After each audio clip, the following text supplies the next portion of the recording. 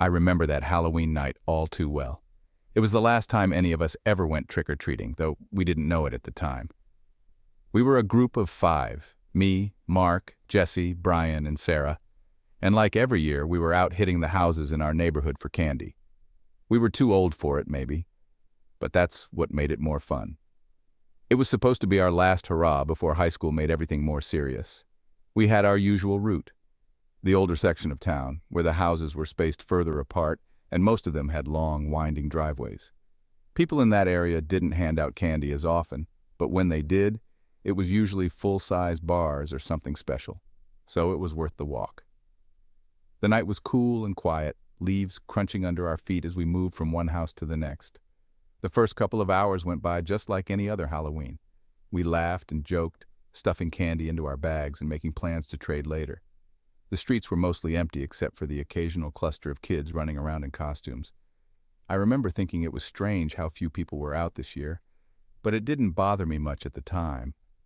I liked how quiet it was, how the darkness seemed to stretch a little further, the shadows a little deeper.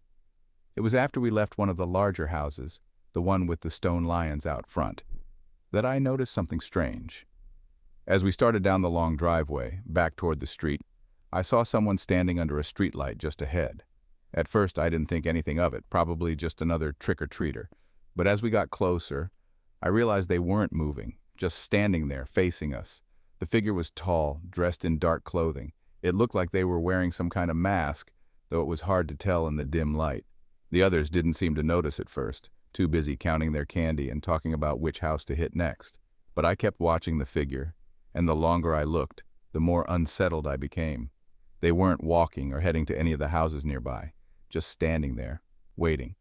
We crossed the street and kept moving, heading toward the next block. I glanced back, expecting to see the person still standing under the streetlight, but they were gone. That's when I felt the first wave of unease, like maybe something wasn't right. I didn't say anything, though, not wanting to sound paranoid. We had all been telling spooky stories all night, trying to freak each other out, so I figured my mind was just playing tricks on me. As we moved from house to house, I couldn't shake the feeling that we were being watched. Every time I glanced back, I expected to see someone lurking in the shadows, but there was never anyone there. Still, I couldn't ignore the prickling sensation at the back of my neck, the way I kept catching glimpses of movement in my peripheral vision, dark shapes darting between trees or across lawns just beyond the reach of the streetlights. About halfway through the night, Mark suggested we cut through the park to get to the last few houses on our list. The park was empty, the swings and playground equipment casting long shadows in the moonlight. We took the shortcut often, so none of us thought twice about it. But as we entered the park, I heard something, a soft rustling in the bushes just ahead. I stopped, scanning the darkness for any sign of what it might be. The others were already a few steps ahead, laughing and oblivious. I was about to brush it off when I saw the figure again. This time they were standing just beyond the tree line, half hidden in the shadows. The same tall, dark shape, the mask glinting faintly in the moonlight. They were closer now, closer than before. My heart started to race, and I quickened my pace to catch up with the group. I wanted to tell them what I'd seen, but something stopped me. Maybe it was the way the figure didn't seem to move, always just standing there, watching. Or maybe it was the fear that if I said it out loud, it would make everything too real. As we crossed the park, I kept looking back, expecting the figure to follow. But the park was empty again, just the swaying trees and the sound of our footsteps on the gravel path. By the time we reached the other side, I was starting to feel ridiculous. Maybe it was just some older kid messing with us, trying to scare people. But the feeling of being watched didn't go away. If anything, it grew stronger. We made it to the last few houses, but by then the fun had drained out of the night. Everyone was tired, ready to head home. As we walked back toward the main road, the streetlights flickering overhead, I kept scanning the shadows, looking for any sign of the figure. My nerves were on edge, and every sound, a twig snapping, a leaf blowing across the pavement, made me jump. Then, just as we were about to reach the end of the block, I saw them again. This time they were closer, standing at the corner right under the streetlight. The mask was clearer now, white, featureless, like something you'd see at a Halloween store. Their body was still, but I knew they were watching us. I could feel it, more intensely than ever. They stood there, not moving as we approached, and for a moment I thought they were going to step into the road, right in front of us. My heart pounded in my chest, and I urged the others to walk faster. No one else seemed to notice. I wanted to say something, to point out the figure, but fear kept my mouth shut. The figure stayed where it was as we passed, still watching. We turned a corner, and I finally let myself breathe, thinking it was over. But as we made our way down the final stretch of road, back toward our houses, I realized something terrifying. The figure wasn't just watching anymore. They were following us. I caught a glimpse of them between the houses, darting through the shadows, staying just out of sight but always there, always getting closer. I picked up my pace, my heart hammering in my chest, trying to stay calm, but the panic was setting in. I could hear the others talking behind me, still oblivious, still unaware that we were being stalked. I didn't dare turn around again. I couldn't. I didn't want to see how close the figure had gotten. I just wanted to get home. We reached my house first, and I bolted up the steps, barely saying goodbye before slamming the door behind me. My hands were shaking, my breath coming in short gasps as I locked every door and window, checking them twice, 3 times. I stood in my darkened living room, peeking through the curtains at the empty street outside. There was no sign of the figure, no sign that anyone had been following us at all. But I knew what I'd seen. I knew that someone, or something, had been out there, watching us, stalking us through the streets. And even though I was safe inside my house, the feeling of being watched never went away. Not that night. Not for weeks afterward. The next morning, I met up with the group, but no one else seemed to remember anything strange about the night before. They laughed it off, chalked up my nerves to too much Halloween candy and the spooky stories we'd been telling, but I knew better. I knew that whoever, or whatever, had been out there was still out there, watching and waiting. That Halloween was the last time we ever trick-or-treated together. None of us talked about why, but I think we all knew deep down that something had happened that night, something that had changed things for good. And every year, when Halloween comes around, I can't help but think of that figure standing under the streetlight, watching from the shadows. I haven't seen them since, but I've never forgotten the way they made me feel.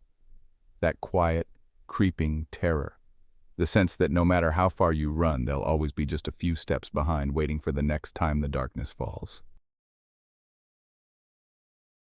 The Halloween fair had always been a tradition in our town, something the whole community looked forward to. For as long as I could remember, it was the highlight of October. Families would come from all over, kids in costumes, teenagers chasing the thrill of haunted houses, and adults reminiscing about their own childhoods as they wandered between booths of candied apples and carnival games.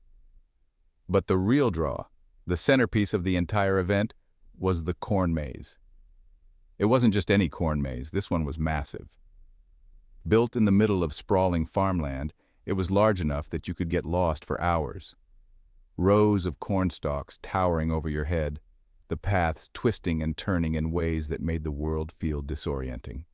By night, under the pale glow of a harvest moon, it transformed into something else entirely. It was meant to be a bit scary, of course, that was the fun of it. But this year was different. This year the maze was larger than ever before, as though it had been growing in secret all year long, waiting. Word had spread that it took longer to get out of, that people were struggling to find the exit even in daylight. I didn't think much of it when we arrived, just figured it was all part of the spectacle. I remember the way the cornfield seemed endless as we approached. The lights from the fairgrounds dimmed as we crossed over into the fields, the carnival sounds fading behind us. I'd been through the maze before, but the sheer scale of it this time gave me pause. It wasn't just the size that seemed different. It was the way the maze seemed to swallow up sound, turning the world inside it quiet, still. We entered anyway. I mean, why wouldn't we? It was a tradition. At first it was fun, like always. Kids darting through the paths, shouting in excitement as they found dead ends or doubled back on their tracks. But as the sun dipped lower, something shifted in the atmosphere, though I couldn't quite place it.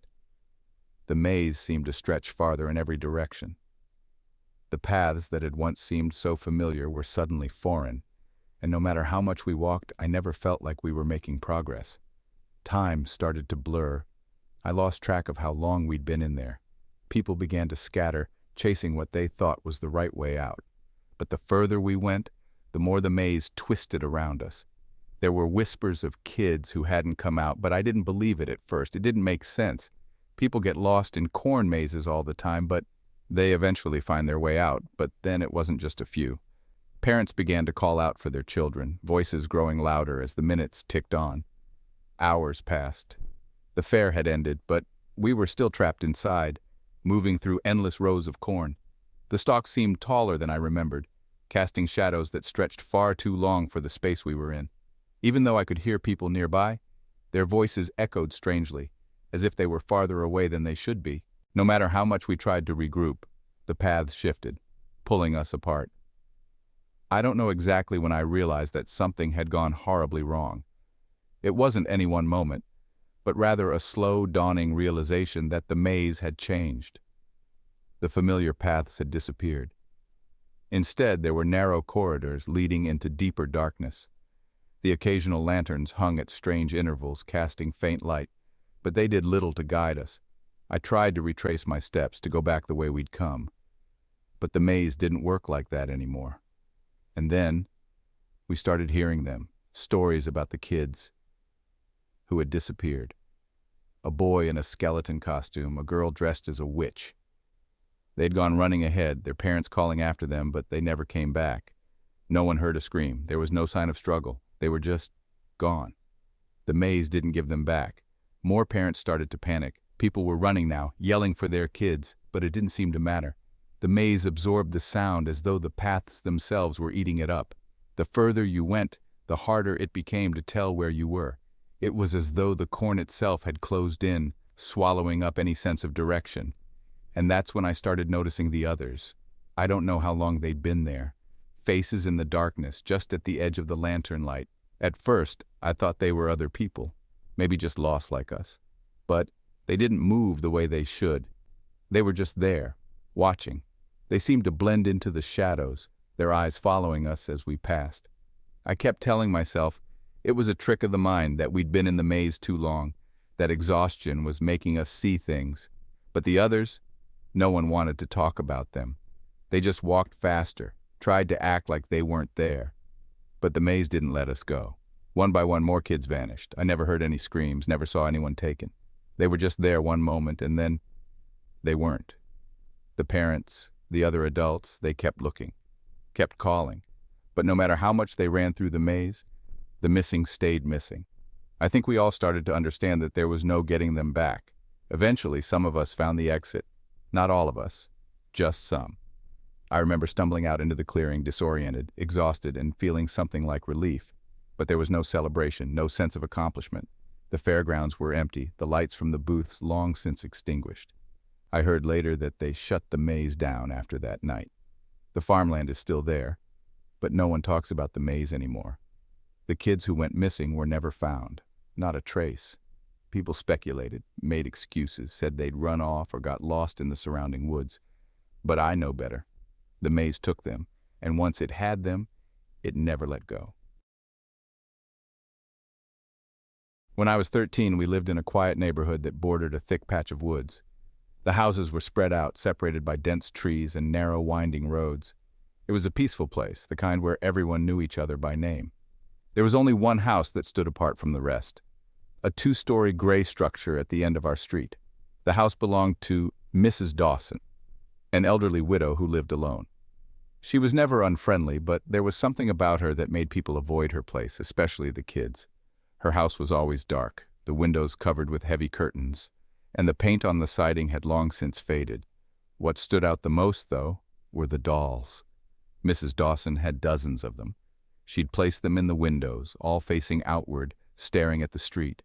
Some were porcelain with delicate faces and glassy eyes, while others were rag dolls, their fabric features stitched in crude smiles. They were always there, unblinking and unnerving. Every Halloween, my friends and I dared each other to go near her house. It was part of the tradition, a way to spook ourselves and prove who was the bravest. That year, we worked up the courage to walk right up to her porch. It wasn't even that late, just after sunset, but the street had grown quiet, the sounds of kids trick-or-treating fading as we approached. Mrs. Dawson's house was more unsettling up close. The front yard was overgrown with weeds, the porch steps sagged with age, and the windows loomed above us, each one occupied by a doll. Their eyes followed us as we crept closer. It was the kind of quiet that made your heart pound in your ears.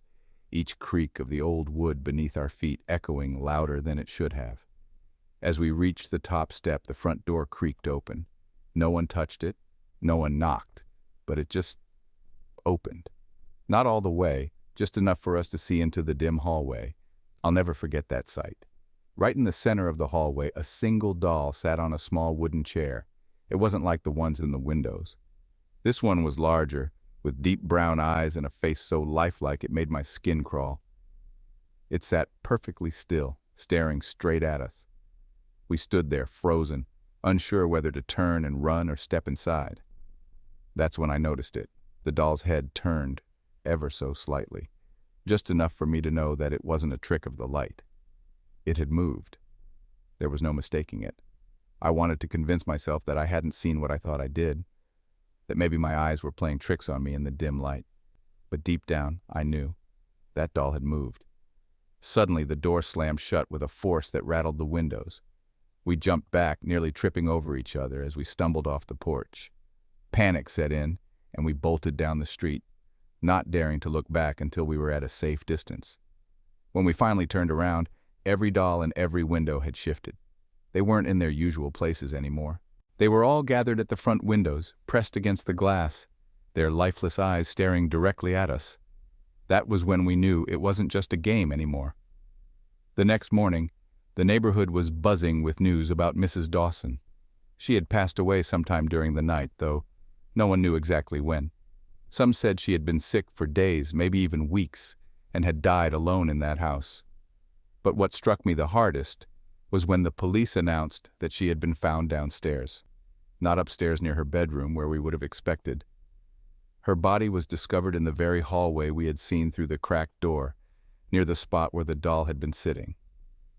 The question that plagued me, and still does to this day, was who or what opened that door for us? And why had the dolls been watching? As the days passed, people avoided talking about the incident. The house was sealed off for a while, but I noticed something strange whenever I walked by it on the way to school.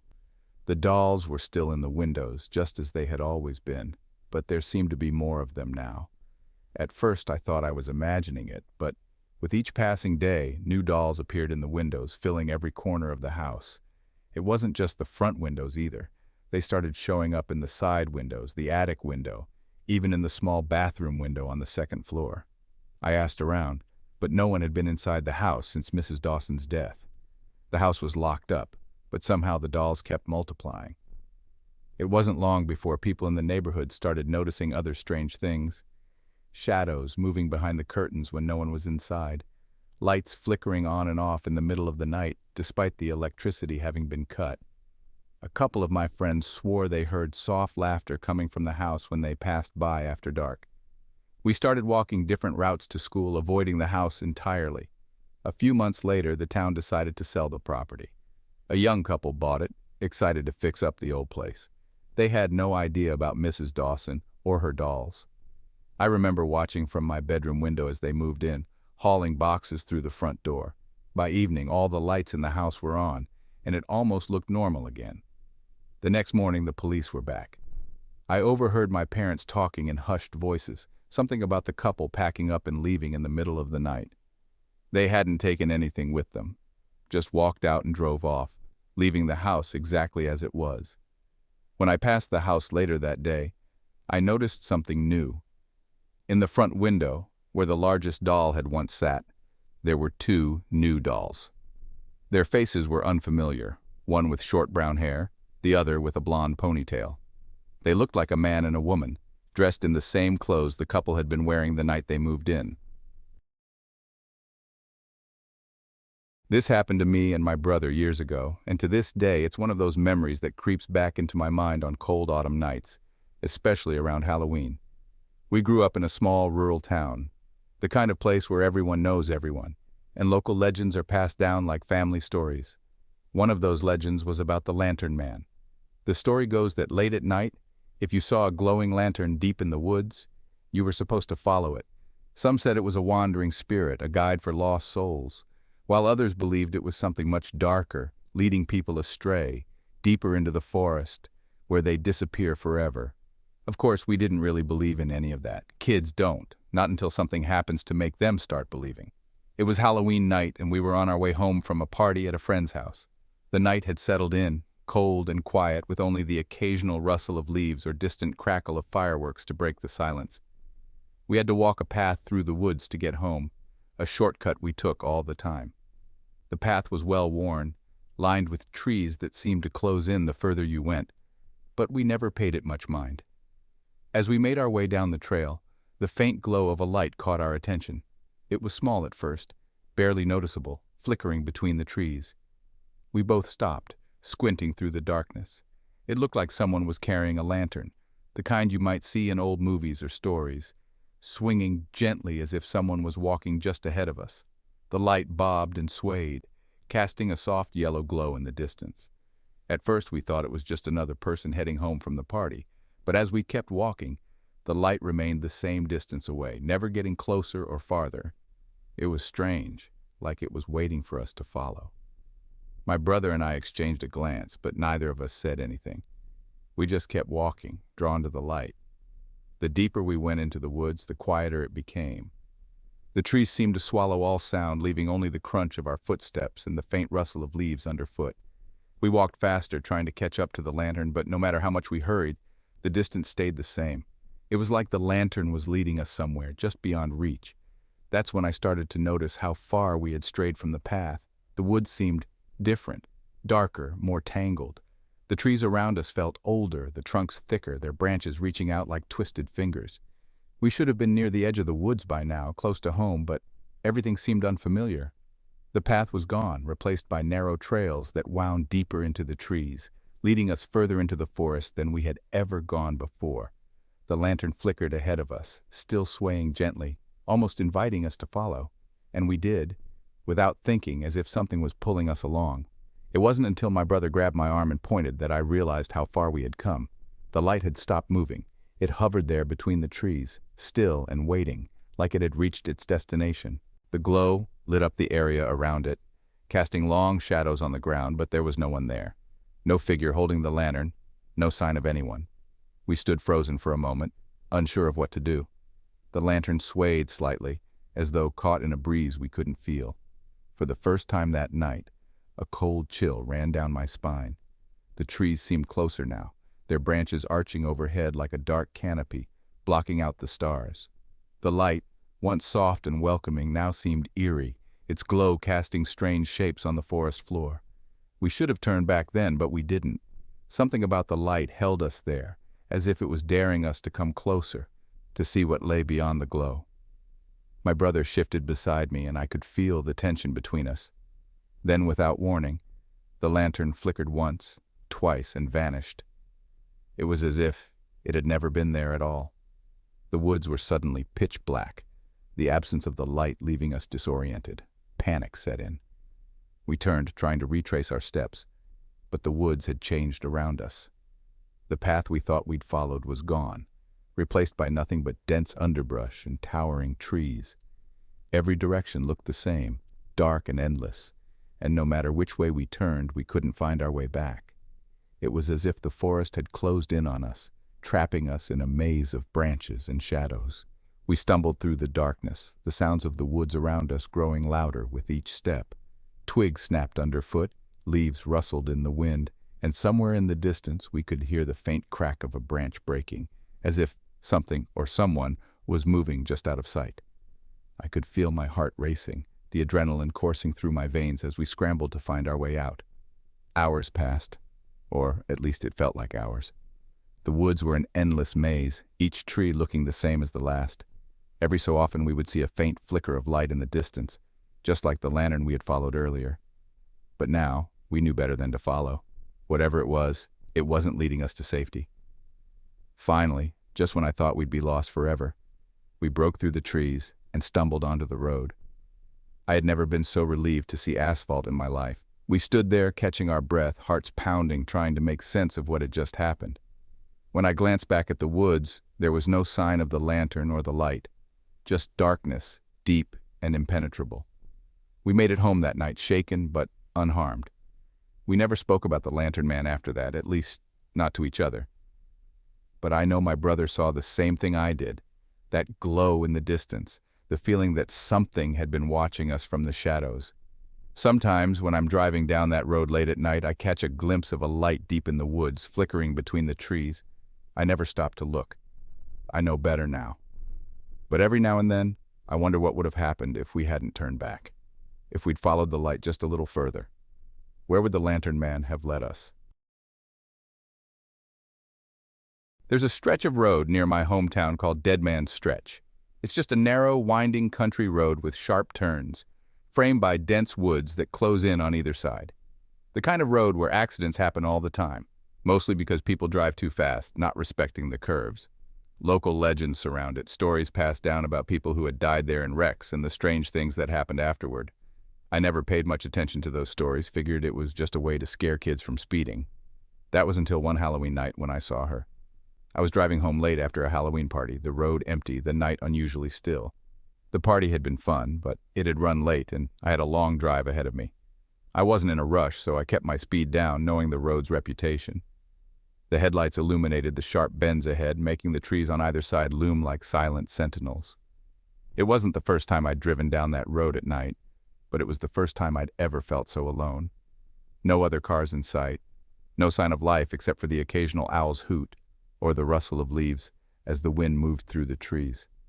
There was something about the way the darkness seemed to stretch on forever, the road vanishing into it like it had no end. As I rounded one of the sharpest bends, I saw her. A woman standing on the side of the road, right at the edge of the woods. She was facing the road, her figure stark against the black backdrop of trees. Her dress caught my attention first, a pale, almost glowing blue, something that looked out of place in a modern world, like it belonged to another time. She stood perfectly still, her long dark hair falling over her shoulders, and for a second, I thought she was waiting for something. I slowed the car, instinctively thinking she might need help. The road was dangerous, and seeing someone out there alone felt strange, even wrong. As I approached, I realized there was something unusual about her stillness, the way she stood so close to the road, yet didn't seem to acknowledge my car approaching. Her face was pale, almost too pale, and her eyes seemed to be fixed on something far beyond the road, something I couldn't see. I came to a near stop, trying to make sense of what I was seeing. Her dress swayed slightly in the breeze, but she didn't move at all. No indication that she saw me or that she was aware of my presence. It wasn't until I was almost directly in front of her that her head slowly turned and she looked directly at me. The headlights illuminated her face, and that's when the unease settled deep in my chest. Her expression was hollow, empty in a way that made the skin on the back of my neck prickle. Her eyes were dark, too dark, like they absorbed the light rather than reflected it. There was no sign of distress, no plea for help, just that blank stare, as if she had been standing there forever, waiting. I couldn't take my eyes off her as I drove past, my foot heavy on the brake, unsure whether to stop completely or keep going. But something in me, instinct maybe, told me not to stop. As soon as I had passed her, I checked the rearview mirror, half expecting to see her still standing there staring after me. But she wasn't. She had disappeared. I glanced over my shoulder, convinced that maybe she had moved off into the woods, but there was no sign of her. The road behind me was empty, just the dark stretch of asphalt winding through the trees.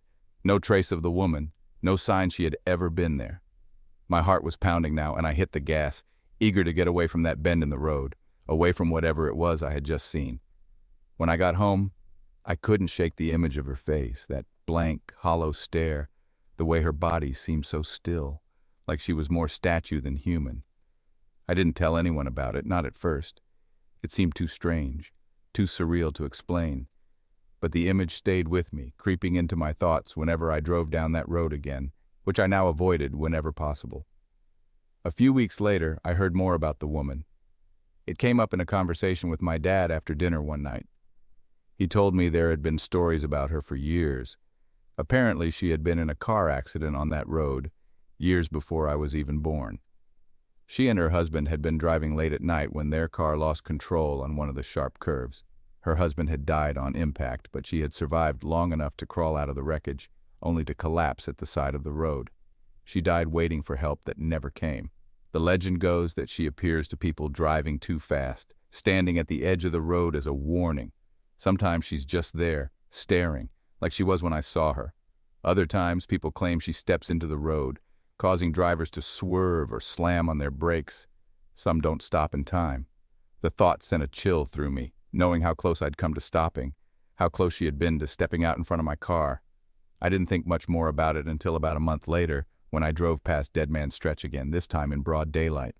It was a normal day, nothing unusual about the road in the sunlight, but as I passed the bend where I had seen her, something caught my eye. On the side of the road, nestled among the weeds and tall grass, was a small bouquet of flowers, wilted and faded, left there by someone who still remembered. It wasn't until I got home that I realized the chill that had settled over me when I passed that spot hadn't left. It stayed with me like the echo of something unseen but felt, lingering long after the moment had passed. That road has never been the same for me since. Even in daylight, I find myself glancing toward the trees, half expecting to see her standing there again, watching the cars pass. Some nights, when I have no choice but to drive that way, I can't help but slow down as I near that bend, the memory of her face seared into my mind. I never saw her again after that night, but I know she's still out there, waiting at the edge of the road, forever caught between the world of the living and whatever lies beyond. Sometimes, when I close my eyes, I can still see her standing there in that pale blue dress, her empty gaze fixed on something I'll never understand.